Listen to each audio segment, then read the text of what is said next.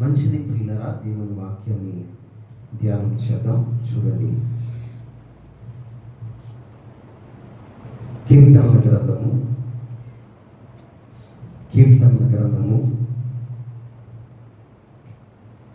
25వ అధ్యాయము 15వ వచనాన్ని ధ్యానం చేద్దాం. నా కనుదృష్టి ఎల్లప్పుడూ యెహోవా వైపునకే తిరిగి ఉన్నది. ఆయన నా పాదములను వలలో నుండి విడిపించును. చాలండి. చదువుకున్న లేఖన భాగాన్ని ధ్యానం చేసినప్పుడు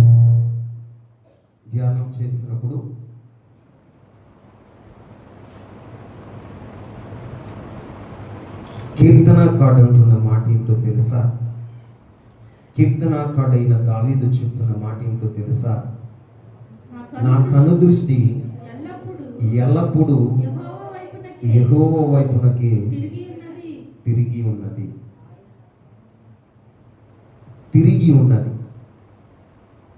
దావీదు మహారాజు చెప్తున్న మాట ఏంటంటే, నా కనుదృష్టి ఎల్లప్పుడూ యెహోవా వైపుకే తిరిగి ఉన్నది. ఆమేన్. తన దృష్టి ఎప్పుడు కూడా, దావీదు యొక్క దృష్టి ఎప్పుడు కూడా దేవుని వైపే తిరిగి ఉంది. ఆమేన్. దేవుని వైపే తిరిగి ఉందని చెబుతున్నాడు. ఎందుకు ఈ మాటలు చెప్తున్నాడో తెలుసా? ఆయన చెబుతున్న మాట ఏంటి అంటే, నా కనుదృష్టి ఎల్లప్పుడూ యెహోవా వైపే ఉన్నది. ఎటువైపు ఉంది? యెహోవా వైపు తిరిగి ఉన్నది అంటున్నాడు. ఆయన చెప్తున్న మాట అన్ని వేళలో ఎల్లప్పుడూ అంటున్నాడు. ఒకానొక సమయంలో నా దృష్టి యెహోవా వైపు తిరిగి ఉన్నదని చెప్పట్ల. అవసరం వచ్చినప్పుడు ఆయన వైపు తిరిగి ఉంది, అవసరం లేనప్పుడు వేరొక తట్టు తిరిగి ఉందని ఆయన చెప్పట్ల. మనమైతే అవసరం ఉన్నప్పుడు దేవుని వైపు తిరుగుతాం.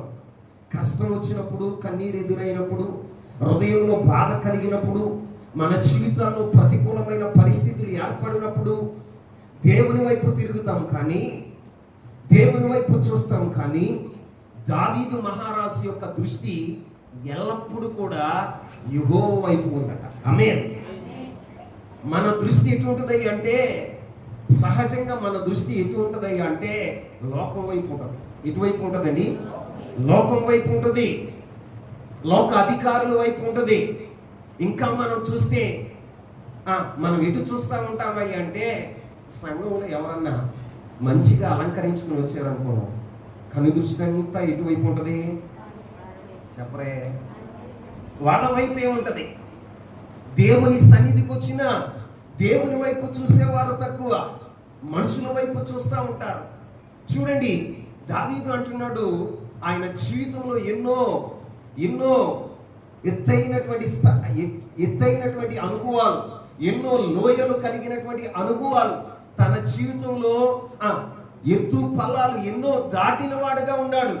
అలాంటి పరిస్థితుల్లో గాఢంధకారపు అనుభవాల్లో నడిచినా కూడా, ఆయన జీవితంలో సంతోషము సుఖము కలిగినప్పుడు కూడా, కృపాక్షేమములు వెంట వచ్చినప్పుడు కూడా ఆయన ఎటు చూస్తున్నాడయ్య అంటే, ఆయన దృష్టి ఎల్లప్పుడూ ఎవరి వైపు ఉందయ్య అంటే దేవుని వైపు ఉంది. ఆమేన్.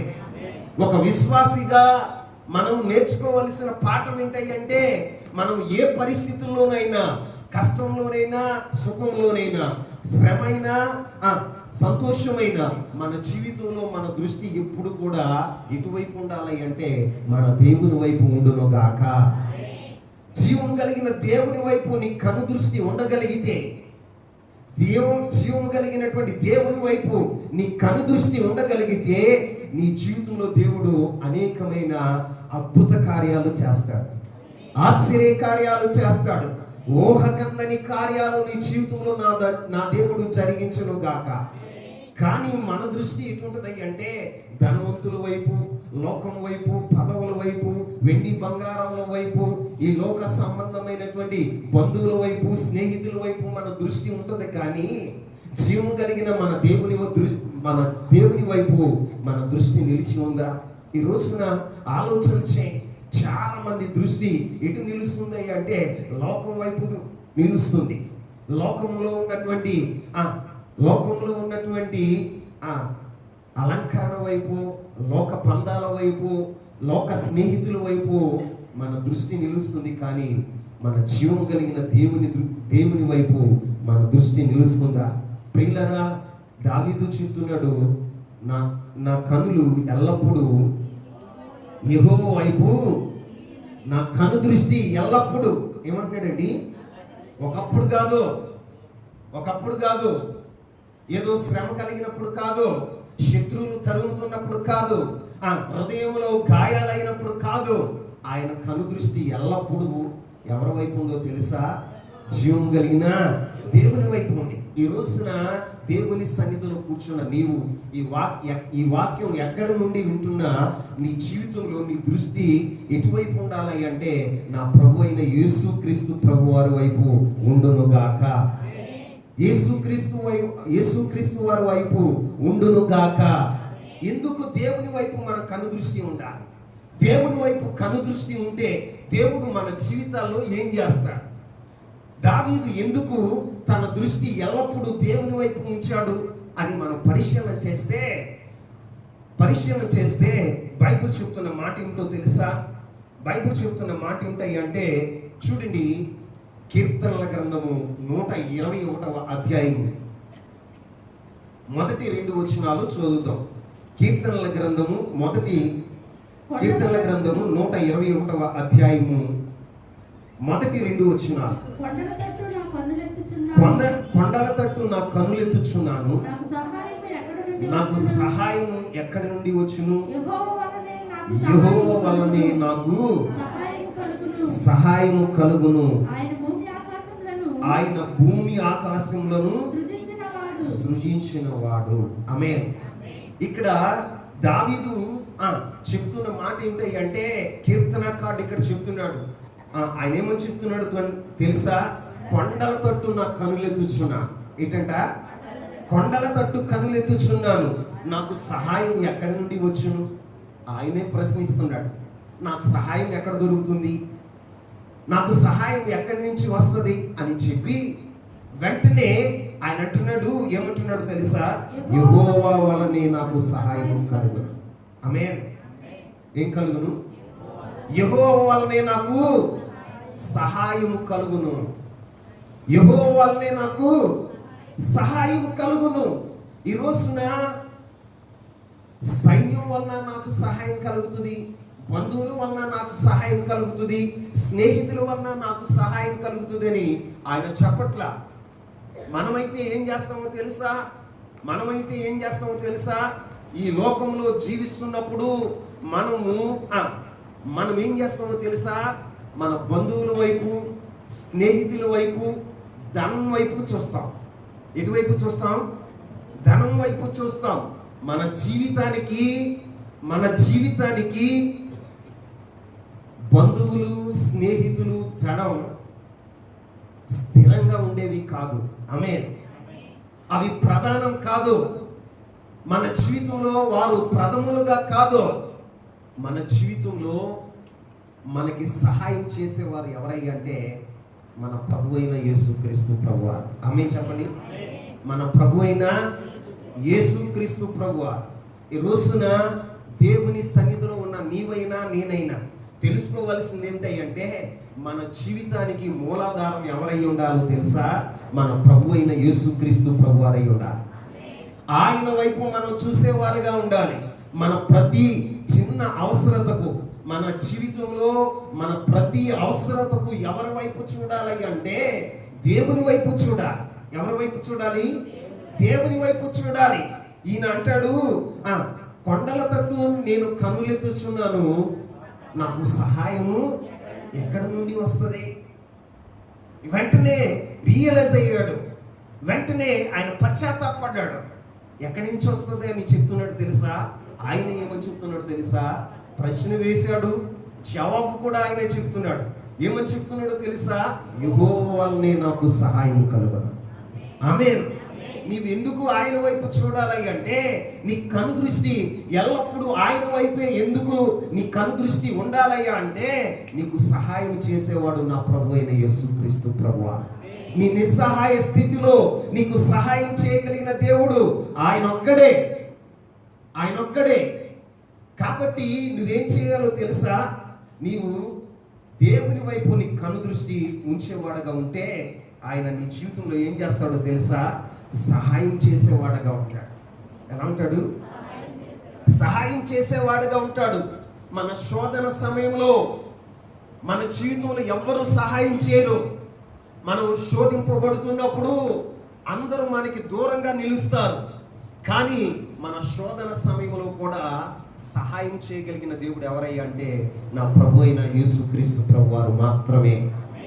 అవునండి, మనకి శోధన వచ్చినప్పుడు బంధుమిత్రాదులు, స్నేహితులు, కట్టుకున్నవారు, మనము అమితంగా ప్రేమించిన వారు మనకి దూరాన నిలుస్తారు. కానీ మన జీవితంలో సమయోచితమైన సహాయం చేసేవాడు ఎవరయ్యా అంటే నా ప్రభు అయిన యేసుక్రీస్తు ప్రభువారు.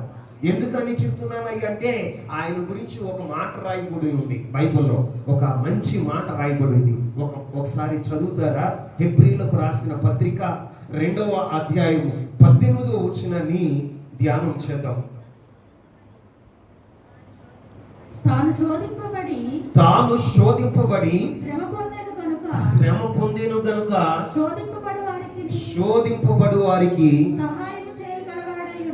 సహాయము చేయగలవాడై ఉన్నాడు. ఆమేన్. మనం ఎందుకు ఆయన వైపు చూడాలి అంటే మన జీవితంలో సహాయం చేసేవాడు నా ప్రభు అయిన యేసుక్రీస్తు ప్రభువారు. ఆమేన్. ఆయన మనకి ఎలా సహాయం చేస్తాడయ్య అంటే మన శ్రమను, మన శోధనని ఎలా ఎరిగిన వాడయ్య అంటే ఆయన శోధింపబడి, ఏం చేయబడి? శోధింపబడి శ్రమ పొందేను గనుక శోధింపబడు వారికి సహాయం చేయవాడై ఉన్నాడు. ఆమేన్. నేను ఒక మాట చెప్తాను. మన ప్రభు అయిన యేసుక్రీస్తు ప్రభువారి గురించి ఒక మాట చెప్తాను. ఆయన శోధింపబడి శ్రమ పొందేను గనుక అంటే ఒక మానవుడు ఏ శోధన గుండా వెళ్తాడో, ఒక మానవుడు ఏ శ్రమ గుండా వెళ్తాడో ఆ శ్రమ గుండా, ఆ శోధన గుండా ప్రభు అయిన యేసుక్రీస్తు ప్రభువారు నడిచిన వాడుగా ఉన్నాడు. ఆమేన్. నడిచిన వాడుగా ఉన్నాడు. వారు శోధింపబడినప్పుడు, వారు శ్రమ పొందుతూ ఉన్నప్పుడు వారి జీవితాల్లో ఎలాంటి అనుభవాల్లో ఉంటారో నా ప్రభుకి తెలుసు. కాబట్టి ఆయన మనకు సహాయం చేసేవాడుగా ఉంటాడు. ఒక పేదరికంలో ఉన్నవాడు ఎలా ఉంటాడో, వాడి జీవితంలో ఎలా శోధింపబడతాడో, ఎలా శ్రమ పొందుతాడో ఆయనకి తెలుసు. ఎందుకయ్యా అంటే ఆయన పేదరికాన్ని అనుభవించాడు. ఆమేన్. ధనవంతుల కుటుంబాల్లో ఆయన పుట్టల, ధనవంతుల కుటుంబాల్లో ఆయన పుట్టల. ఆయన పుట్టింది ఎక్కడో తెలుసా? ఒక సామాన్యులైనటువంటి కుటుంబంలో పుట్టాడు. సామాన్య మానవుడు, రెక్కాడితే డొక్కాడని ప్రజలు ఎలా ఉంటారో ఆయనకు తెలుసు. ఆయనకు తెలుసు. 30 సంవత్సరాలుగా కుటుంబ భారాన్ని మోసిన వాడుగా ఉన్నాడు ప్రభు అయిన యేసుక్రీస్తు ప్రభువు. ఏం పని చేశాడో తెలుసా? కార్పెంటరీ పని చేశాడు. ఏం చేశాడండి? వడ్లవాని పని చేశాడండి. ఆయన వడ్రంగి పని చేశాడు. వడ్రంగి పని చేశాడు. పేదరికంలో ఉన్న కుటుంబం ఏ స్థితి గుండా నడుస్తుందో ఆయనకి తెలుసు. మానవుడు శరీరంలో ఉన్నప్పుడు దేని చేత శోధింపబడతాడో ఆయనకు తెలుసు. మానవుడు శరీరంలో ఉన్నప్పుడు శరీర ఆశలు ఆయన్ని శోధిస్తాయి. ఆమేన్. నేత్రాశలు శోధిస్తాయి. ఇంకా ధనాపేక్ష శోధిస్తుంది. మానవుని జీవితంలో సాతాను శోధిస్తుంది. కానీ ప్రభు అయిన యేసుక్రీస్తు ప్రభువారు శరీరధారిగా ఉండి ఈ శోధనలన్నిటి గుండా వెళ్ళాడు. శోధనలన్నిటిని జయించిన వాడుగా ఉన్నాడు. అందుకే శోధింపబడిన వారు, శ్రమ పొందుతున్న వారు ఏ యొక్క పరిస్థితుల్లో ఉంటారో ఆయనకి తెలుసు. ఆయనకి తెలుసు. ఈ రోజున నీ జీవితంలో నువ్వు పేదరికంలో ఉన్నావా? పేదరికంలో నువ్వు ఎలా శోధింపబడతావో, ఎలా బాధ నొందుతావో, ఎలా నిట్టూర్పు విడుస్తావో, ఎలాగైతే నువ్వు అవమానించబడతావో, వీటిలన్నీ కూడా ప్రభు అయిన యేసుక్రీస్తు ప్రభు వారు అనుభవించాడు. కాబట్టి ఆయన నీకు సహాయం చేసేవాడుగా ఉంటాడు. ఈ రోజున నీ జీవితంలో ఒకవేళ బలహీనుడు అయ్యావా, నీ జీవితంలో రోగగ్రస్తుడు అయ్యావా, నీ జీవితంలో శ్రమ పడుతూ ఉన్నావా, క్రీస్తు ప్రభు వారు కూడా కలువరి సిలువలో శ్రమ పడిన వాడుగా ఉన్నాడు. గాయపరచబడ్డాడు. గాయపరచబడ్డాడు. గాయాలైన వారికి ఎలాంటి బాధలు పొందుతారో ఆయనకి తెలుసా తెలీదా? ఇప్పుడు నీ జీవితంలో కాలిరిగిన వాడి దగ్గరికి వెళ్ళావనుకో, ఏమంటావు? కాలిరిగిన వాడి దగ్గరికి వెళ్తే నువ్వేమంటావు? తగ్గిపోతలే బ్రదర్, తగ్గిపోతలే సిస్టర్, ఓర్చుకో అంటాం. కానీ ఆ బాధ అనుభవించేవాడికే తెలుస్తుంది. యేసయ్య కలువరి సిలువలో తన శరీరం ఏమైందో తెలుసా? తునాతునకలైంది. ఏమైందండి? తునాతునకలైంది. శరీరం అంతా తునాతునకలుగా ఆయన శరీరం అంతా చీల్చబడింది. అందుకే గాయాల పాలైన వారు బాధలు ఎలా ఉంటాయో యేసయ్యకు తెలుసు. నిందల పాలైన వారు ఎలా ఉంటారో ఆయనకు తెలుసు. అన్యాయంగా ఆయన మీద నిందలేశారు. ఏమేశారండి? అన్యాయంగా నిందలేశారు, అవమానించారు, అవహేళన చేశారు, ఉమ్ము ఊశారు. ఆయన జీవితంలో పిల్లల్ని మీరు స్వాధీనంలో ఉంచుకోవచ్చు. ఎందుకు పిల్లలు అలా దిక్కుతారు?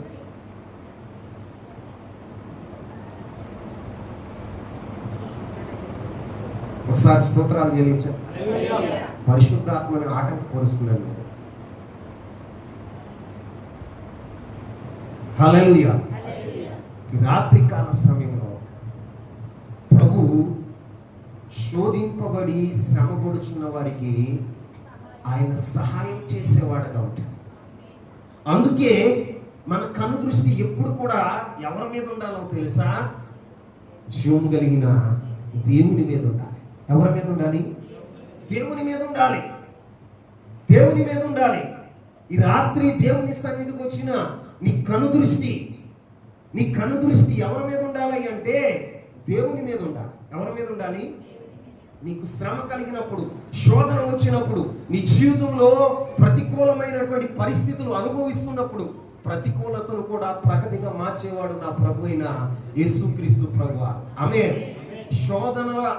శోధనలో నీకు సహాయం చేసేవాడు ఆయన. నీ శ్రమలో ఆయన నీకు సహాయం చేసేవాడు. నీ పోరాటాల్లో ఆయన సహాయం చేసేవాడు. నువ్వు అనుభవిస్తున్నటువంటి పేదరికంలో ఆయన నీకు సహాయం చేసేవాడు. సమయోచితమైన సహాయం. ఆయన చేసే సహాయం అలాంటిది. సమయోచితమైన సహాయాన్ని ఆయన చేయగలడు. కనుక నీ దృష్టి ఎప్పుడు ఎవరి మీద ఉండాలో తెలుసా? చెప్పండి. జీవం కలిగిన దేవుని మీద, ప్రభు అయిన యేసుక్రీస్తు మీద నీ కను దృష్టి ఉండేదిగా ఉండాలి. అందుకే దావీదు అనేకమైనటువంటి అనుభవాలు కూడా నడిచాడు. తన జీవితంలో తరమబడుతూ, తన జీవితంలో అవమానించబడుతూ, తన జీవితంలో ఎన్నో శోధనలు అనుభవించాడు. ఆయన అంటాడు, నేను గాఢాంధకారపు లోయల్లో నడిచిన కూడా ఆయన దుడ్డు కర్రయు దండము నాకు తోడై ఉండే. ఆమేన్. ఆయన గాఢాంధకారపు లోయల్లో నడిచాడండి. ఆయన జీవితంలో శత్రువుల ఎదుట దేవుడు విందుని ఏర్పాటు చేశాడు.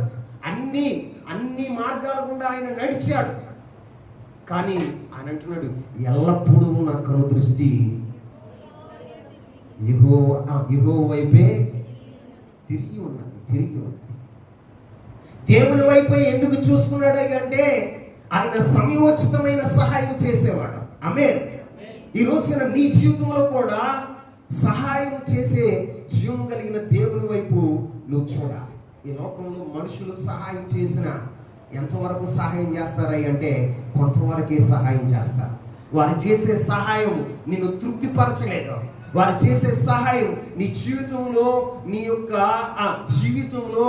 నీ యొక్క అవసరతను సంపూర్తిగా తీర్చలేదు.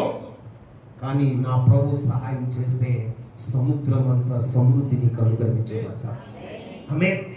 సముద్రం అంతా సమృద్ధి అనుగ్రహించబడుతుంది. అందుకే నువ్వు ఎవరి వైపు చూడాలి అంటే జీవం కలిగిన దేవుని వైపు చూసుదువుగాక. మరొక మాట చెప్పనా, దేవుని వైపు మనం ఎందుకు చూడాలి అంటే మన జీవితంలో ఆయన ఏం చేస్తాడో తెలుసా? మరొక మాట మీకు చెప్తాను. ఎందుకు అంటే ఆయన ఎలా సహాయం చేస్తాడో తెలుసా? సమయోచితమైన సహాయం. ఏ సహాయం? సమయోచితమైన సహాయం చేస్తాడు. మన బలహీనతలో ఆయన సహాయం చేసేవాడుగా ఉన్నాడు. అందుకని మన కనుదృష్టి ఎప్పుడు కూడా ఎవరి వైపు ఉండాలి? జీవం కలిగిన దేవుని వైపు మన కనుదృష్టి ఉండును గాక. మరొక మాట చెబుతా చూడండి. కీర్తనల గ్రంథం 123వ అధ్యాయం. కీర్తనల గ్రంథం 123వ అధ్యాయం 2వ వచనాన్ని చూద్దాం. దాసుల కన్నులు తమ యజమానుని చేతి తట్టు. మొదటి 2 వచనాలు చూద్దాం. ఆకాశమందు ఆసీనుడైన వాడా, నీ తట్టు నా కన్నులెత్తుచున్నాను. దాసుల కన్నులు తన యజమానుని చేతి తట్టు, దాసి కన్నులు తన యజమానురాలి చేతి తట్టును చూచునట్లును మన దేవుడైన యెహోవా మనలను కరుణించు వరకు మన కనులు ఆయన తట్టు చూచుచున్నవి. ఆమేన్. ఇక్కడ కీర్తనకారుడు చెప్తున్న మాట ఏంటి అంటే, ఆకాశమందు ఆసీనుడైన వాడా, నీ తట్టు నా కనులు ఎత్తుచున్నాను. ఎందుకు దేవుని వైపు కనులు ఎత్తుతున్నాడు? ఎందుకు దేవుని వైపు చూస్తున్నాడు అంటే, దేవుడు కరుణించే వరకు. ఎప్పుడు వరకు? దేవుడు కరుణించే వరకు ఆయన కనుదృష్టి ఎటుందో తెలుసా? చెప్పాలి. మరి మన జీవితంలో ఒక చిన్న సమస్య వచ్చిందనుకోండి, నువ్వు ప్రార్థన చేసావనుకో, ప్రార్థనకి వెంటనే సమాధానం రాకపోతే నీ కనుదృష్టి ఎటు వెళ్తుంది? మనుషుల వైపు తిరుగుతుంది. తల్లిదండ్రుల వైపు, బంధువుల వైపు, పోలీస్ స్టేషన్ వైపు, న్యాయాధిపతుల వైపు, ఎటో అటు మన కనుదృష్టి తిరుగుతుంది. కానీ కీర్తనకారుడు ఏమంటున్నాడో తెలుసా? ఆకాశం ముందు ఆసీనుడైన వాడా, నీ తట్టు నా కన్నులు ఎత్తుచున్నాను. ఏమన్నాడండి? నీ తట్టు నా కన్నులు ఎత్తుచున్నాను, నీ వైపు నా కన్నులు చూస్తూ ఉన్నాయి నాయనా. ఎందుకో తెలుసా? నువ్వు కరుణించు వరకు. ఏంటండి? దేవుని కరుణ పొందే వరకు భక్తుని కన్నులు ఎటు చూస్తున్నాయో తెలుసా? దేవుని వైపు చూస్తున్నాయి. ఎటువైపు చూస్తున్నాయి అండి? దేవుని వైపు చూస్తున్నాయి. ఆయన కరుణించే వరకు. ఎప్పటి వరకు? మనం కనుదృష్టి ఉంచామనుకోండి, దేవుని మీద మన కన్నులు తిప్పామనుకోండి, ఎంతసేపు చూస్తామయ్యా అంటే ఆయన వరకు కూర్చుని చేపేసి వస్తాం. ఒకరోజు చూస్తాం, 2 రోజులు చూస్తాం. కానీ భక్తుడు ఏమని చెప్తున్నాడో తెలుసా? దేవుడు కరుణించే వరకు. ఎప్పుడు వరకు? దేవుడు కరుణించే వరకు నేను నీ తట్టు చూస్తాను. ఏమంటాడండి? మా కన్నులు ఆయన తట్టు చూస్తున్నవి. ఎప్పుడు వరకు చూడాలి? దేవుడు కరుణించే వరకు. మన కన్నులు ఎటు చూడాలో తెలుసా? ఆయన వైపే చూడాలి. ఈ రోజున మన జీవితంలో ఏం చేస్తామో తెలుసా? మన జీవితంలో చిన్న రోగం ఉందనుకోండి, చిన్న లోపం ఉందనుకోండి, దేవుని వైపు చూడటం మానేద్దాం. ఎటువైపు చూడటం తెలుసా? స్పెషలిస్టులు. దేనికి? స్పెషలిస్టులు అంటే డాక్టర్ వైపు ఎక్కువ చూస్తాం. నేను డాక్టర్ వైపు చూడొద్దని చెప్పట్లా, వైద్యులను సంప్రదించొద్దని నేను చెప్పట్లా. కానీ నీ కనుదృష్టి ఎటు ఉండాలో తెలుసా? దేవుని వైపు ఉండాలి. ఎందుకో చెప్పనా? బైబిల్లో ఒక మాట రాయబడి ఉంది. ఎందుకు ఆయన వైపు మనం చూడాలి అంటే, ఆయన కరుణించే వరకు ఆయన వైపు చూడాలి. ఎందుకు ఆయన కరుణ అవసరం? మన జీవితంలో ఆయన కరుణ ఎందుకు అవసరం అయ్యా అంటే బైబిల్ ఒకటి చెప్తుంది ప్రియులరా. చూడండి, రోమపత్రిక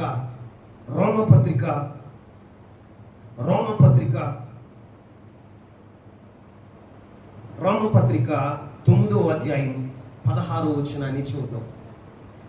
9వ అధ్యాయం 16వ వచనం. కాగా పొందగోరు వారి వలనైనను ప్రయాసపడు వారి వలనైనను కాదు గాని కరుణించు దేవుని వలనే అగును. ఆమేన్. ఏమంటున్నాడు? పౌలు అపోస్తలుడు రోమా సంఘానికి చెప్తున్న మాట ఏంటో తెలుసా? రోమీయులారా, రోమాలో ఉన్న సంఘ విశ్వాసులారా, ఇదిగో పొందగోరు వాని వలనైనను ప్రయాసపడు వాని వలనైనను కాదు గాని కరుణించు దేవుని వలనే అగును. ఆమేన్. దేవుని వలనే అగును. ఈ రోజున నీ జీవితంలో ఏదైనా జరగాలి అంటే, ఏదైనా చేయాలి అంటే ఎవరి వలన అది జరుగుతుంది అంటే ప్రయాసపడే నీ వలన కాదు, రోజు ప్రార్థించే నీ వలన కాదు, లేకపోతే పొందగోరి ఆశతో ఉన్న నీ వల్ల కాదు. ఆయన కరుణించాలి. ఏం చేయాలి? ఆయన కరుణించాలి. ఎవరిని కరుణిస్తాడో వారి జీవితాల్లో ఆ కార్యాలు సఫలమవుతాయి. ఎవరినైతే కరుణిస్తాడో వారి జీవితాల్లో ఏం జరుగుతుందో తెలుసా? అవి అగును అంటున్నాడు. ఆమేన్. ఏమవుతుందట? ఆయనే కరుణించువాడే సమస్తాన్ని చేయగాడని పౌలు అపోస్తలుడు చెప్తున్నాడు. అయ్యా, ప్రయాసపడే మన వలన కానీ పొందగోరు వారి వలన, అంటే ఇది నాకు కావాలని ఆశపడే వారి వలన కాదు. ఎవరి వలన జరుగుతుందో తెలుసా? కరుణించు దేవుని వల్లనే జరుగుతుంది. ఆమేన్. ఆయనే చేయగలడు. పౌలు అపోస్తలుడు చెప్తున్న మాట ఏంటయ్యా అంటే ఆయన కరుణించే ఆయన మాత్రమే నీ జీవితంలో చేయగలడు. పొందగోరిన వాని వలనైనను, అంటే ఆశపడి వాని వలనైనను ప్రయాసపడి వాని వలనైనను ఏమీ జరగదు. కానీ కరుణించు దేవుని వలనే. ఎవరి వలన? ఏదైనా జరిగింది అంటే, ఏదైనా చేశాడు అంటే అది ఎవరు చేస్తారయ్యా అంటే జీవం కలిగిన దేవుడు. ఆమేన్ చెప్పండి. జీవం కలిగిన దేవుడు. జీవం కలిగిన దేవుని వైపు నువ్వేం చేయాలో తెలుసా? చూసేవాడుగా ఉండాలి. ఎందుకో తెలుసా? నువ్వు కష్టపడినా, నువ్వు ప్రయాసపడినా, ఈ రోజున నువ్వు ఆశపడినా, ఎంత ఆశపడినా అది నీ వలన జరగదు. ఆమేన్. నీ ఆశను బట్టి జరగదు, నీ ప్రయాసను బట్టి జరగదు. కనికరించు దేవుని వల్లనే జరుగుతుంది. ఆమేన్. కనికరించు దేవుని వల్లనే జరుగుతుంది. ఆయన కనికరాన్ని, ఆయన కరుణను మనం పొందాలంటే మనం ఏం చేయాలంటే ఈ రోజున కీర్తనకాడి ఎందుకు చూస్తున్నాడు తెలుసా? ఆయన వైపు ఎలా చూస్తున్నాడు తెలుసా? యజమానుడు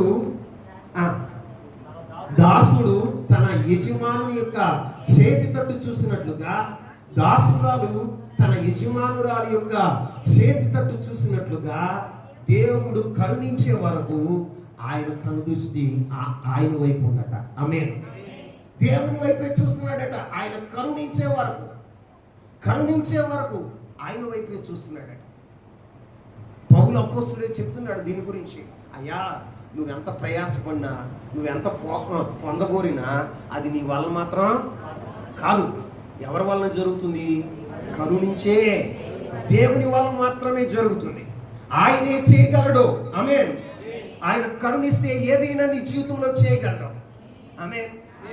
మరి ఆయన కరుణించాలంటే నీ జీవితంలో నువ్వేం చేయాలి?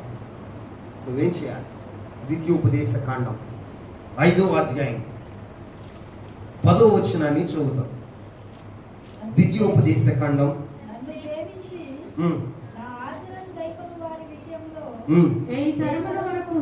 1000 తరముల వరకు కరుణించువాడనై ఉన్నాను.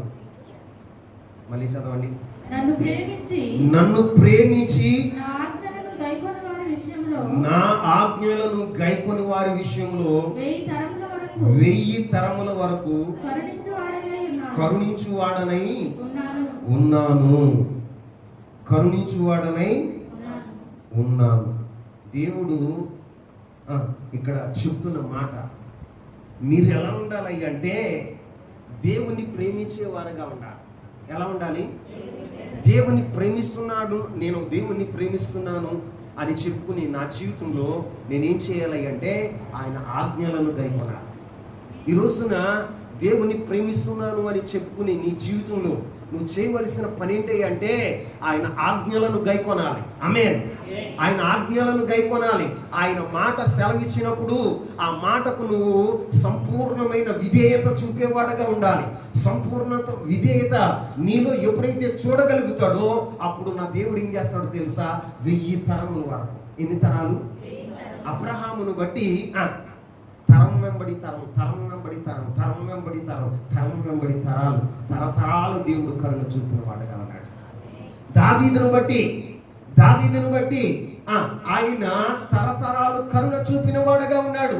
ఇప్పుడు ఇశ్రాయేలు ప్రజల మీద రాజుగా దావీదు చనిపోయిన తర్వాత దావీదు కుమారుడు చనిపోయిన తర్వాత దావీదు యొక్క కుమారుడు మనవడు తర్వాత ఇంకో మనవడు, అలాగా తరతరాలు సింహాసనం మీద దేవుడు దావీదు యొక్క వంశాన్ని కూర్చోబెట్టాడు. కారణం ఏంటో తెలుసా? దావీదు మీద కరుణ చూపాడు. ఏం చూపాడు? కరుణ చూపాడు. ఈ రోజున నీ జీవితంలో కూడా దేవుని కరుణ నువ్వు సంపాదించుకోగలిగితే ఆయన నీ జీవితంలో కార్యాలు చేసేవాడుగా ఉంటాడు. నీ ప్రయాస వలన, నీ ఆశ వలన ఏమీ జరగదు.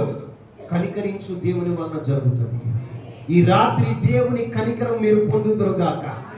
దేవుని కనికరం మీరు పొందుదురుగాక. దేవుని కనికరం పొందావా? దేవుడు నీ జీవితంలో అద్భుతాన్ని చేస్తాడు. ఆయన ఏదైనా చేయగలిగిన దేవుడు. ఆమె చెప్పండి. ఆయన ఏం చేస్తాడో తెలుసా? ఆయన నిన్ను కరుణించాడు అనుకోండి, ఏం చేస్తాడో తెలుసా? నీ పాపములకు ప్రాయశ్చిత్తం కలగజేస్తాడు. ఆమె చెప్పండి. నీ పాపములకు ప్రాయశ్చిత్తం కలగజేస్తాడు. ఆయన నిన్ను కరుణించాడు అనుకోండి, ఏం చేస్తాడో తెలుసా?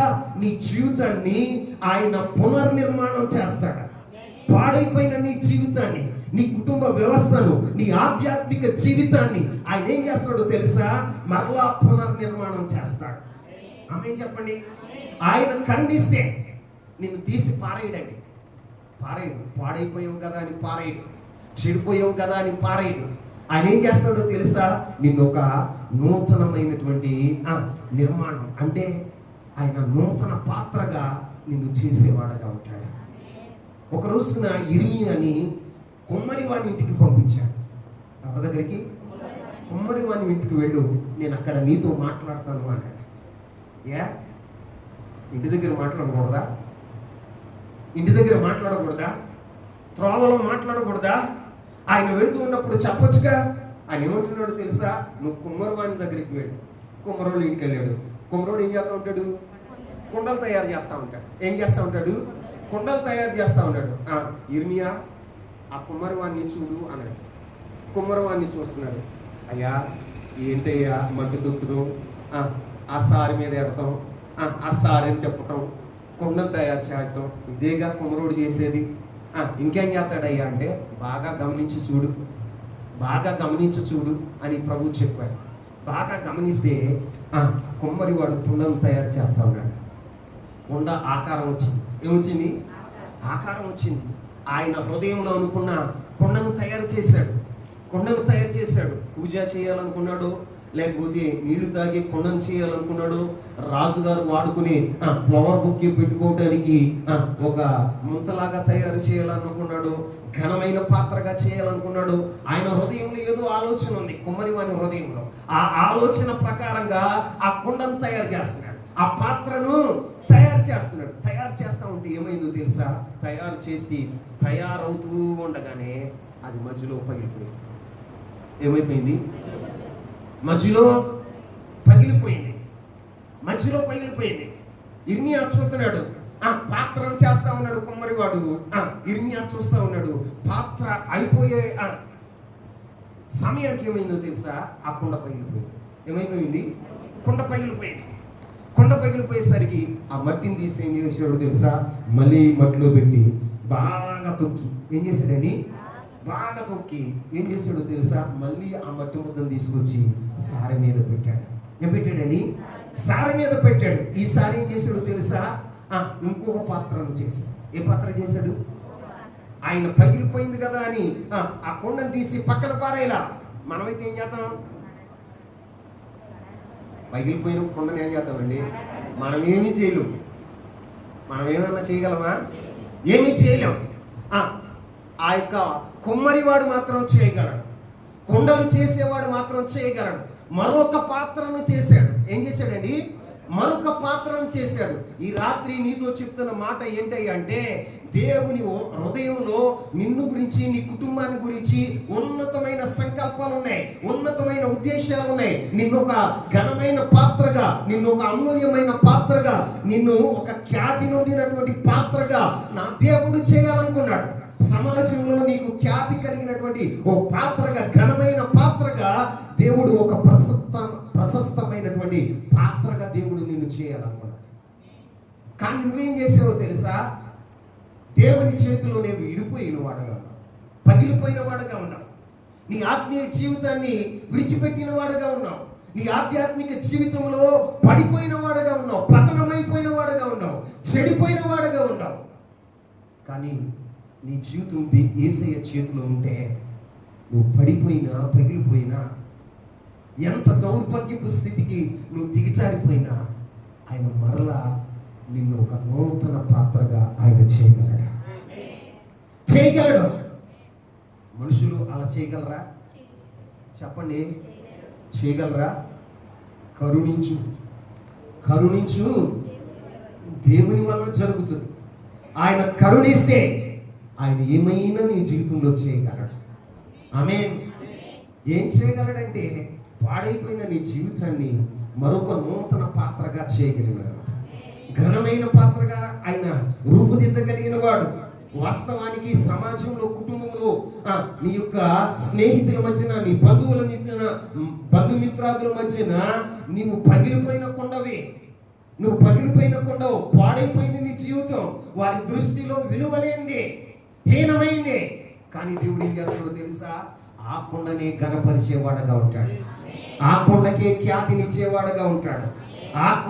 ఆ కొండకే దేవుడు ఏం చేస్తాడో తెలుసా? మెరుగు పెట్టేవాడుగా ఉంటాడు. ఆమేన్. ఈ రోజున నీ జీవితంలో ఆయన కరుణిస్తే నీ జీవితంలో ఏదైనా జరుగుతుంది. ఆమేన్. ప్రయాసపడు అని వల్లైనను, పొందకోరు అని వల్లైనను ఏమీ జరగదు. కానీ కనికరించు దేవుని వలన అగును. అక్కడ చదవండి మరొకసారి. రోమపత్రిక 9:16. రోమపత్రిక 9:16. పొందకోరు అని వల్లైనను, ప్రయాసపడు అని వల్లైనను కాదు గాని కరుణించు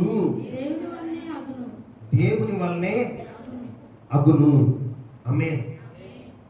దేవుని వల్లనే జరుగుతుంది, అవుతుంది. ఎవరి వలన? కరుణించు దేవుని వల్ల. ఇప్పుడు ఒక మాట చెప్పనా? మీ జీవితంలో పిల్లలు కావాలి అని అనుకున్నారు, పిల్లలు కావాలని అనుకున్నారు. ప్రతి ఒక్కరు దంపతులు ఏం కోరుకుంటారు? చెప్పాలి. పిల్లలు కావాలనుకుంటారు. అందరికి ఉండే ఆశ అది. కానీ దేవుడు కనికరించకపోతే నీకు పిల్లలు పుడతారా? చెప్పరా? నువ్వు భగవంతుడివే, 6 అడుగుల ఆజానుభావుడివి, బలం ఉంది, శక్తి ఉంది. కానీ దేవుడు కనికరించకపోతే నీ భార్య గర్భం తెరవబడుతుందా? చెప్పాలి. అయ్యా మా గర్భం తెరవబడాలని ప్రయాసపడుతున్నావు. ఎలాగా? డాక్టర్ల దగ్గరికి వెళ్తున్నావు, మందులు మింగుతున్నావు, వాళ్ళ దగ్గరికి వెళ్తున్నావు, పసర్లు మింగుతున్నావు, వాళ్ళ దగ్గరికి వెళ్తున్నావు, ఇంకేయో మింగుతున్నావు. కానీ అది జరుగుతుందా? మాట్లాడరా? జరగదు, జరగదు. దేవుడు కరుణిస్తే దేవుడు నిన్ను జ్ఞాపకం చేసుకుంటే ఎలా జరుగుతుందో తెలుసా? చూడండి, 127వ కీర్తన, 127వ కీర్తన 2వ వచనాన్ని చూద్దాం.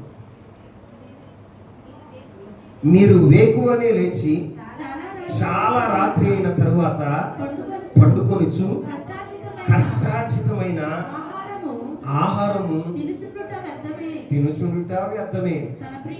తన ప్రియులు నిద్రించుచుండగా వారికి ఇచ్చుచున్నాడు. ఏం చేస్తాడట? ఇప్పుడు తన ప్రియులు నిద్రిస్తూ ఉండగా ఆయన వారికి ఇచ్చుచున్నాడు. నువ్వు ప్రయాసపడినప్పుడు కాదు, నువ్వు కష్టపడినప్పుడు కాదు, దేవుడు నీకు అనుగ్రహించేది ఎప్పుడో తెలుసా? నువ్వు నిద్రిస్తూ ఉన్నావు. ఎప్పుడండి? నువ్వు నిద్రిస్తున్నప్పుడు. నీ నిర్మాణం ఎలా ఉంటుందో తెలుసా? నీ నిర్మాణం ఎలా ఉంటుందో తెలుసా? భక్తుడు చెప్తాడు బైబిల్లో, ఏమన్నా తెలుసా? నీవు నన్ను నిర్మించిన దూరిని చూడగా నాకు భయం వేస్తుంది. ఏమేస్తుంది? భయం. భయం. ఆయన మనల్ని ఎలా నిర్మిస్తాడో తెలుసా? ఆయన మనకి ఎప్పుడు ఇస్తాడో తెలుసా? నువ్వు ప్రయాసపడినప్పుడు కాదు, ఆశ కలిగి ఉన్నప్పుడు కాదు, నువ్వు విశ్రాంతి తీసుకుంటా ఉంటావు చూడు, అప్పుడు నువ్వు పడుకున్నప్పుడే దేవుడు కార్యం చేస్తాడు. అందుకే మనం ఎటు చూడాలండి? దేవుని వైపు చూడాలి. కరుణించు దేవుని వైపు చూడాలి. ఈ రోజున నీ జీవితంలో కరుణించు దేవుని వైపు కాకుండా ఈ లోకంలో ఎవరి వైపు నువ్వు చూస్తున్నావు? చూడకూడని వారి వైపు చూస్తున్నావు. దావీదు అంటాడు, ఎల్లప్పుడూ నా కను దృష్టి ఎల్లప్పుడూ యెహోవా వైపు తిరిగి ఉన్నారు. ఎటు చూస్తున్నాడు దావీదు? అన్ని వేళల, అన్ని సమయాల్లో, అన్ని పరిస్థితుల్లో దేవుని వైపు చూస్తున్నాడు. ఎందుకంటే దేవుడు సహాయం చేసే దేవుడు. ఆమేన్. ఏం చేసే దేవుడు? ఆయన సమయోచితమైన సహాయం చేస్తాడు కాబట్టి దేవుని వైపు చూస్తున్నాడు. రెండవ మాట ఏంటి అంటే, ఆయన కరుణిస్తాడు కాబట్టి, ఆయన కరుణించినప్పుడు సమస్తము జరుగుతాయి కాబట్టి సమస్తమును జరిగించు దేవుని వైపు ఆయన చూసేవాడుగా ఉన్నాడు. ఆమేన్. ఆయన చూసేవాడుగా ఉన్నాడు. మరి నీ జీవితంలో ఎటు చూస్తున్నావు? దేవుని మందిరానికి వచ్చినా కూడా నీ కన్ను దృష్టి ఎటు ఉంటుంది? దేవుని వైపు ఉంటుందా? క్రైస్తవుడిగా నీ కన్ను దృష్టి దేవుని వైపు ఉంటుందా? లోకం వైపు చూస్తావు, లోక ఆశల వైపు చూస్తావు, శరీర సంబంధాల వైపు నీ కన్ను దృష్టి ఉంటుంది. కానీ నీ కన్ను దృష్టి ఎటు ఉండాలో తెలుసా? ప్రభు అయిన యేసుక్రీస్తు ప్రభు వారి వైపు ఉండాలి. ఆయన వైపు ఉంటే ఆయన సమయోచితమైన సహాయం నీకు చేసేవాడుగా ఉంటాడు. రెండు, నీ జీవితంలో ఆయన ఏం చేస్తాడో తెలుసా? కరుణించి నీ జీవితాల్లో కార్యాలు చేసేవాడుగా ఉంటాడు. మూడు ఆయన వైపు మనం ఎందుకు చూడాలి అంటే, బైబిల్లో పరమగీతంలో ఒక మాట రాయబడి ఉంటుంది. చూడండి, పరమగీతంలో 6వ అధ్యాయం 5వ వచనాన్ని ధ్యానం చేద్దాం. నీ కనుదృష్టి నా మీద ఉంచకుము, అది నన్ను వశపరుచుకును. చాలా ఇక్కడ ప్రియురాలు గురించి మాట్లాడుతున్నాడు. ఏమంటున్నాడో తెలుసా? నీ కను దృష్టి నా మీద ఉంచమాకు, అది నన్ను వశపరుచుకొనుచున్నది. ఏమవుతుందట? చెప్పాలి అందరూ. వశపరుచుకుంటుంది. దేవుని వైపు మనం చూడగలిగితే, మన కనులు దేవుని వైపు చూస్తా ఉంటే, ప్రభు నీ తట్టు ఆయన చూసినప్పుడు, ఆకాశం నుండి నీ వైపు తొంగి చూసినప్పుడు, నీ కనులు ఆయన వైపు చూస్తూ ఉన్నప్పుడు ఏం జరుగుతుందో తెలుసా? ఆయన వైపే నువ్వు చూస్తూ ఉంటే నీ కనుదృష్టి ఆయన ఏం చేస్తుందో తెలుసా? వశపరుచుకుంటుంది. ఏం చేస్తుందండి? వశపరుచుకుంటది. వశపరుచుకుంటది. ప్రభువుని వశపరుచుకోవాలి మనం. ఎందుకు ఆయన వైపు చూడాలి అంటే, ఆయన్ను వశపరుచుకోవటానికి, ఆయన్ని పొందుకోవటానికి, ఆయన్ని మనం కలిగి ఉండటానికి ఏం చేయాలో తెలుసా? ఆయన వైపు చూడాలి. ఎటువైపు చూడాలి? వశీకరణ చేసి వశపరుచుకోవడం కాదు. ఈ మధ్య యూట్యూబ్లోను అక్కడక్కడ మనం చూస్తే మీకు కావాల్సిన వారిని వారం రోజుల్లో మీ వశం చేస్తాము అని పెడతారు. దేవుని వాక్యం చెప్తుంది, సంఘం ఎప్పుడు కూడా దేవుని వైపు చూడాలి. ఎవరి వైపు చూడాలి? దేవుని వైపు చూడాలి.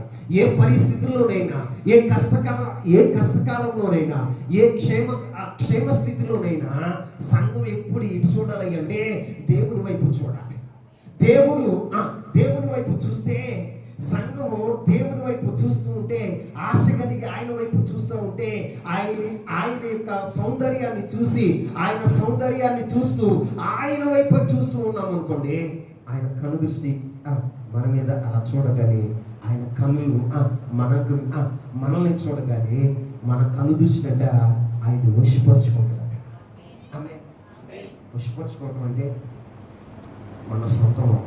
ఆమె దేవుడే నీ సొంతం అయితే ఏదైనా కొద్ది ఉంటుందా? ఏదైనా నీకు కొద్ది ఉంటుందా? మాట్లాడరు. కొద్ది ఉంటుందా?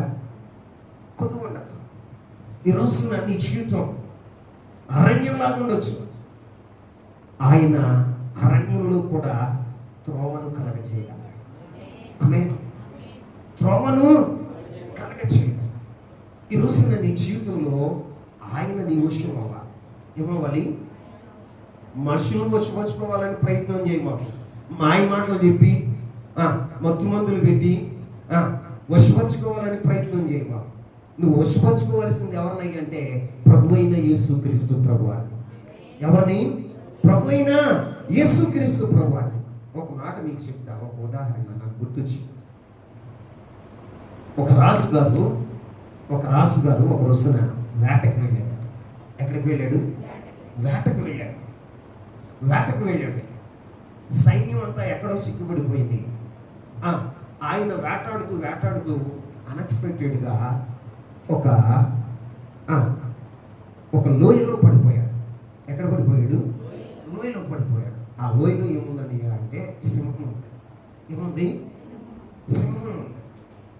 సింహం ఉండేసరికి ఆయన భయపడిపోతున్నాడు. సింహాన్ని చూసి భయపడిపోతున్నాడు. సైన్యం అంతా వెనకుండిపోయింది, నన్ను రక్షించే వారు ఎవరు లేరే అని బాధపడుతూ ఉన్నాడు, భయపడుతూ ఉన్నాడు. ఈలోగా సింహం గాండ్రిస్తూ ఉంది.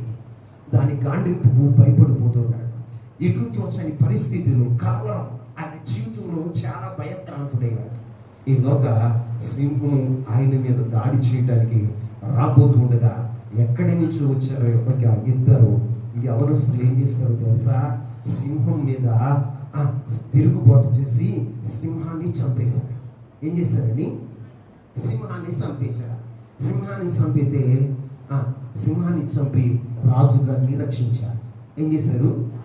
రాజుగారిని రక్షిస్తే రాజుగారు అన్నాడు, బాబు మీరు ఎవరు? నా ప్రాణాన్ని కాపాడారు, నేను ఈ దేశ రాజుని, మీకేం కావాలో కోరుకోండి అన్నాడు. ఏమన్నాడు? మీకేం కావాలో కోరుకోండి అన్నాడు. కోరుకోండి అంటే ఏం జరిగిందో తెలుసా? ఒకడన్నాడు, అయ్యా నేను యవనస్తుని, చదువుకున్నాను, బాగా ఉద్యోగం లేకుండా నేను తిరుగుతున్నాను, నాకు ఒక ఉద్యోగం ఉండయ్యా అంటే రాజుగారు ఏమన్నారు తెలుసా? నా ఆస్థానంలో ఒక ఉద్యోగం ఇస్తున్నాను, నువ్వు ఉద్యోగం చేసుకోవాలి. ఏమన్నాడు? ఉద్యోగం చేసుకోవాలి. ఆయన ఉద్యోగం ఇచ్చాడు, సంతృప్తి పొంది వెళ్ళిపోయాడు. రెండోవాడిని అడిగాడు, ఏం బాబు నీకేం కావాలి అంటే, నాకేమొద్దయ్యా, పర్వాలేదయ్యా, మొహమాట పడమకు, మీరు ఏది అడిగినా నేను ఇస్తాను అన్నాడు. ఏది అడిగినా ఇస్తాను అంటే నాకేమొద్దయ్యా, వారం మీరు నా ఇంటికి వచ్చి నేను ఇచ్చి ఆతిథ్యం తీసుకుని వెళ్తే చాలు అన్నాడు. ఏమన్నాడు? నేను ఇచ్చే ఆతిథ్యం తీసుకుని వెళితే చాలు, నాకు చాలు అని రాజుగారికి చెప్పాడట. ఆ యవనస్తుడి ఇల్లు ఎక్కడో తెలుసా? ఒక మారుమూల గ్రామం. ఏంటి? ఆ మారుమూల గ్రామానికి రోడ్డు లేదు. ఏం లేదు? రోడ్డు లేదు. మారుమూల గ్రామంలో వసతులు లేవు. ఆయమన్న ఇల్లు కూడా ఆ యవనస్తుడికి లేదు. రాజుగారు వారం రోజుల్లో మీ ఇంటికి నేను వస్తాను, మంత్రి ఇదిగో అక్కడ ఏర్పాట్లు చూడు అన్నాడు. ఇప్పుడు రాజుగారే వెళ్తున్నాడు పల్లెటూరు. దారి లేని మార్గం నుండి తీసుకెళ్తే రాజుగారు ఇష్టపడతారా? వారం రోజులు ఏం చేశారో తెలుసా? ఆ ఊరికి రోడ్డు పోసారు. ఏం పోసారు? రోడ్డు పోసారు. రాజుగారు ఇంటికి వస్తుంటే ఇల్లు ఎలా ఉండాలి? మాట్లాడరే. ఇల్లు అది ఆయన్ని పూర్గుడిసి వాళ్ళు ఏం చేశారో తెలుసా? వారం రోజుల్లోని ప్యాలెస్ లాంటి ఇల్లు కట్టారు. ఆమె వాళ్ళ ఇంట్లో తినటానికి తిండి లేదు, సమృద్ధి లేదు. ఏం చేశారో తెలుసా? కావలసిన వనరులన్నీ తీసుకొచ్చి ఇంట్లో పెట్టారు. ఏం పెట్టారు? ఇంట్లో పెట్టారు. ఇప్పుడు చూడండి, తన జీవితంలో కావలసిన అవసరతలన్నీ ఎలా పొందుకున్నాడో తెలుసా? రాజుగారిని తన వశం చేసుకున్నాడు. ఏం చేసుకున్నాడు? తన వశం చేసుకున్నాడు. ఆయనతో చెప్పాడు, అయ్యా వారం వారం మా ఇంటికి రావాలన్నాడు. ఎప్పుడు? వారం వారం మా ఇంటికి వచ్చి నేను ఇచ్చే ఆతిథ్యం తీసుకుని వెళ్ళాలి అన్నాడు. ఇప్పుడు రాజుగారు వచ్చినంతకాలం, ఆ గ్రామం వచ్చినంతకాలం, ఆ గ్రామం, ఆ రోడ్డు ఎలా ఉంటుంది? రాజుగారు వచ్చిన గ్రామాన్ని చూడకుండా వెళ్తాడా? ఆ గ్రామం బాగుపడింది, తను బాగుపడ్డాడు, తన గ్రామం అంతా బాగుపడింది. అలాగే దేవుడు నిన్ను వశం చేసుకుంటే నువ్వు బాగుపడతావు. నీ కుటుంబం బాగుపడుతుంది, నీ గ్రామం బాగుపడుతుంది, నీ సంఘం బాగుపడుతుంది, సమస్తం బాగుపడతాయి. నీ అవసరతలన్నీ తీర్చబడతాయి. ఆమేన్ చెప్పరే. నీ కొదువులన్నీ పూడ్చబడతాయి. ప్రభువు నీ వశమైతే నీకు కావలసినవన్నీ ప్రభువే అనుగ్రహించేవాడుగా ఉంటాడు. ఆమేన్ చెప్పండి గట్టిగా. మరి ఈ రోజున దేవుని సన్నిధికి వచ్చి మనం ఏం చేయాలి అంటే, ప్రభు అయిన యేసుక్రీస్తు ప్రభువుని మనం వశం చేసుకోవాలి. ఏం చేసుకోవాలి? నువ్వేం చేస్తావు? దేవుని వైపు చూడవు. ఎవరి వైపు చూడవు? ఆ లంక ఈ లంక. మందిరానికి వచ్చినా కూడా మనుషులంతా చూడటం ఉంటారు. మనుషులను వశపరుచుకోవాలని ప్రయత్నం చేస్తూ ఉంటాం. మాటలతో మభ్య పెడతా ఉంటాం. దేవుని వాక్యం చెప్పేది ఏంటి అంటే, ఇదిగో నీవు అక్కడ పరమగీతంలో రాయబడిన మాట చదవండి మరొకసారి. నీ కనుదృష్టి నా మీద ఉంచుకోము, అది నన్ను వశపరుచుకునేను. ఆమేన్. ఏమవుతుందట? చెప్పాలి అమ్మలు చెప్పండి. ఎవరిని? ప్రభు అయినా యేసుక్రీస్తు ప్రభువాన్ని మనం ఏం చేయాలో తెలుసా? వశపరుచుకోవాలి. ఏం చేయాలి? వశపరుచుకోవాలి. అందుకు నువ్వు దేవుని వైపు చూడాలి. నువ్వు దిక్కులు చూడమాకు. దేవుని సన్నిధికి వచ్చినాక దిక్కులు చూడమాకు, మనుషులంతా చూడమాకు. నీ ప్రభు అయిన యేసుక్రీస్తు ప్రభువాన్ని నీ వశం చేసుకోవడానికి నీవు ఆయన వైపు చూడాలి. ఆయన వైపు నీవు చూస్తే, ఆయన ఒక్కసారి నీ వైపు చూసాడనుకో, నీ కనులు ఆయన వైపే చూస్తున్నాయి అనుకో, ఆయన ఏమవుతాడో తెలుసా? నీ వశం అయిపోతాడు. ఇప్పుడు సంఘం ఎవరి వైపు చూడాలి? నాకు అట్లా పట్ల అధికారుల వైపా, ఎమ్మెల్యే వైపా, ముఖ్యమంత్రి వైపా. వాళ్ళు ఎంతకాలం ఉంటారు? 5 సంవత్సరాలు. మన ప్రభు శాశ్వతుడు. ఆమేన్. శాశ్వత కాలం ఉండేవాడు. ఆయన శాశ్వతమైన కృప చూపేవాడు. ఆయన నీ జీవితంలో ఘనమైన కార్యాలు చేయగలిగినవాడు. అందుకని ఆయన్ని నీ వశం చేసుకోవాలి.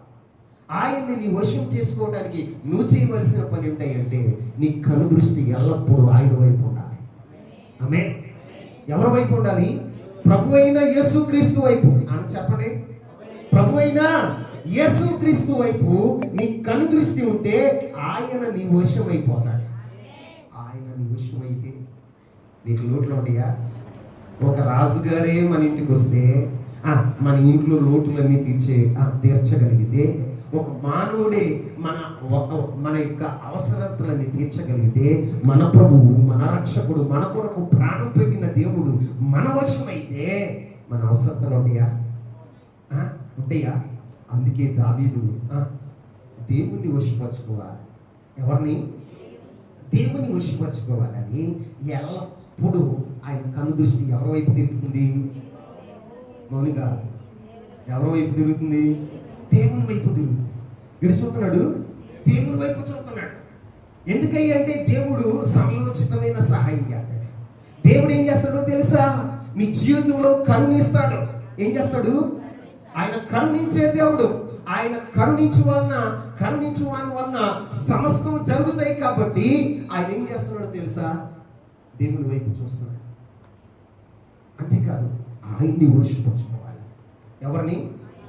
ఆయన్ని సొంతం ఆయన్ని స్వాస్థ్యంగా పొందాలని, ఆయన్ని సొంతం చేసుకోవాలని, ప్రభుని సొంతం చేసుకోవాలని ఆయన కనుదృష్టి కూడా దేవుని వైపు ఉంది. ఈరోజున దేవుని వాక్యం వింటున్న నా ప్రియమైన సహోదరుడు, సహోదరి, నీ కనుదృష్టి ఎల్లప్పుడూ దేవుని వైపు ఉంటే ఆయన నీ వశం అవుతాడు. నీ ప్రతి అవసరత తీర్చబడుతుంది. కృపలో ఆయన కృప మహదైశ్వర్యంలో నీ ప్రతి అవసరతను ఆయన తీర్చేవాడుగా ఉంటాడు. అతి కృప పరిశుద్ధాత్మ దేవుడు మనందరికీ దయచేయగాక. మోకరించండి, చేతులెత్తండి, మోకరించండి, చేతులెత్తండి.